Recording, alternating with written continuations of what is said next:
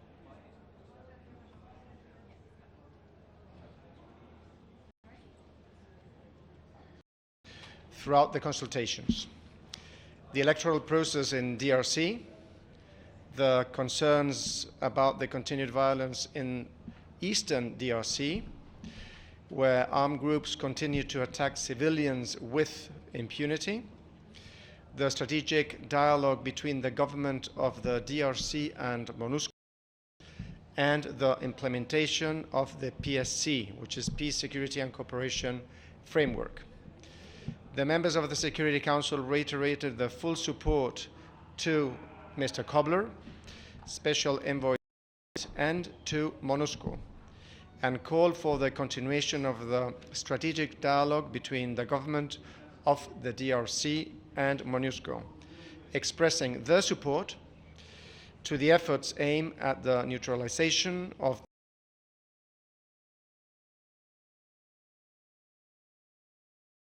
Thank you very much.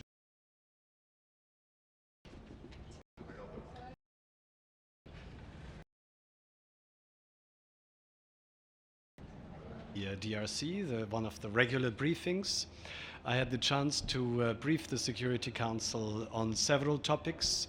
The first one being the electoral process in the DRC. This is one of the main subjects now in the DRC.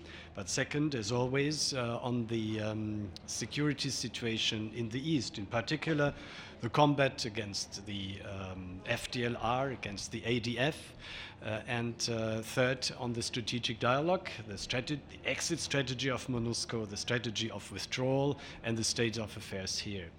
I expressed also my views on the human rights situation in the DRC, in particular with relation to the electoral process. I briefed the Council that the political space is shrinking here for opponents, for human rights defenders, and that it's very important to have a credible, transparent electoral process. This is number one topic in the DRC right now, which is based on the constitution, to hold timely elections and also to give space to opposition, to human rights defenders and to the civil society. Thank you very much. I saw in your testimony or in your briefing, you said that in 21 of the 28 territories affected by armed conflict, either things have not improved, the security situation, or deteriorated. Can you say more on that and how it relates to this memo that you wrote to Mr. Latsus about danger pay continuing? Does it line up with the same territories? And also, just on the FDLR, as you leave, what's been the problem? What is the timeline for the UN to neutralize the FDLR as they did the M23? Thanks. First of all, I do not comment on leaked papers.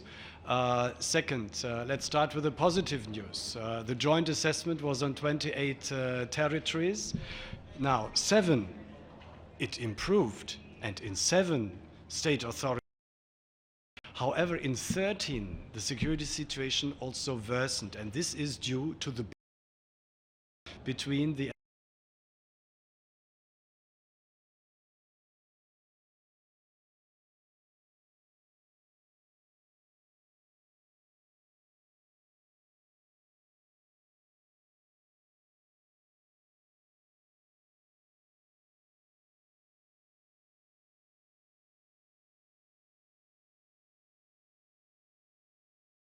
of our combat against armed groups. I think this is very important, one of the main messages. That's why I'm also confident that despite of the fact that 13 of these territories have a bad security situation until now, I'm confident if we go back to joint operations, it will soon change.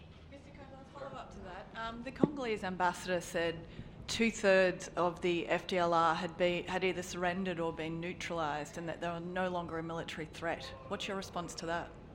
Well, we are in constant contact with the Congolese authorities on exactly this question, because going to joint operations is also, we must have a joint evaluation, a joint intelligence before being able to plan the joint operations and then to implement the joint operations. That's why our figures on the FDLR strength, they differ from the Congolese figures, and our forces, our intelligence people are sitting together and in order to find common ground. Once again, it's joint evaluation, it's joint intelligence, joint planning of operations, and then joint operations itself. This is the course of the operations we have, and I think this is a good way, and we are going back to this period because we had these talks in a constructive spirit with the government in the strategic dialogue, and the question of operations in the East should not be linked to the strategic. President Kabila to instruct the FRDC to go back to joint operations. Why hasn't he given the green light? FDLR, or does it refer in a wider sense to withdrawal of other actors or forces as well from the east, the Kivus, wherever? No, withdrawal refers to the exit of MONUSCO, because we all share the same objective, that sooner or later MONUSCO has to disappear from the territory. It's not normal. We are 16 years, have been 16 years in the country as MONUSCO, and it is really time, together with the government, to determine how, in which timeline, to withdraw from the country. We already this year reduced 2,000, 10% of MONUSCO soldiers from Eastern DRC. So there are not 20,000 who are left, but 18,000 now. And this is a progressive withdrawal. But this has MONUSCO can only withdraw if 3 conditions, according also to the resolutions, are fulfilled. First, this is the reduction of the threat. So the armed groups have to be reduced in order to be able to create the conditions that we can withdraw. Second, the state authority has to be back. FARDC, Congolese army, police, judicial system. And in our joint assessment, we did exactly this, that we went with a questionnaire and asked where is the state authority strong, where is it weak? And we can withdraw if the state authority is back and providing security and stability for the population. The third condition, this is the situation overall in the country, in particular in relation to the elections. These are the guidance, this is the guidance of the Security Council in order to face the withdrawal of MONUSCO from the DRC. Final question, please. Thank you. Mr. Kobler, you've called for a credible, transparent electoral process. Obviously, there are big political differences and difficulties. What are the major obstacles, and what can the United Nations try and do to ensure that there really are credible, free, and transparent elections? Well, first of all, there are a number of problems to decide, and we offered our good offices also to all political stakeholders in order to come to a conclusion. First of all, it's the electoral calendar. This has to be timed, and there must be a decision on the electoral calendar. The second one is, of course, the budget. Elections in such a huge subcontinent like the DRC, with not the best infrastructure, to say the least, the holding of elections is quite expensive. That's why it has to be funded, and the government has to come up with a finance plan for the elections. And the third one, this is a problem relating to all those who are now of age since 2011. These are 10 million young voters, 8 to 10. This is very important to include them in the voters list as soon as possible. The presidential and legislative elections, they're in November 2016. There is still a in every unit of very strict to thousands of civilians, police and military to sensitize them. But sensitization is not enough. The implementation is the problem. We are a mission. There are only several reported cases, but maybe there are a lot of other cases which are not reported. So we do encourage that this is reported and that the zero tolerance policy on sexual exploitation and abuse is strictly implemented, given by the Secretary General. Thank you very much. Thank you very much.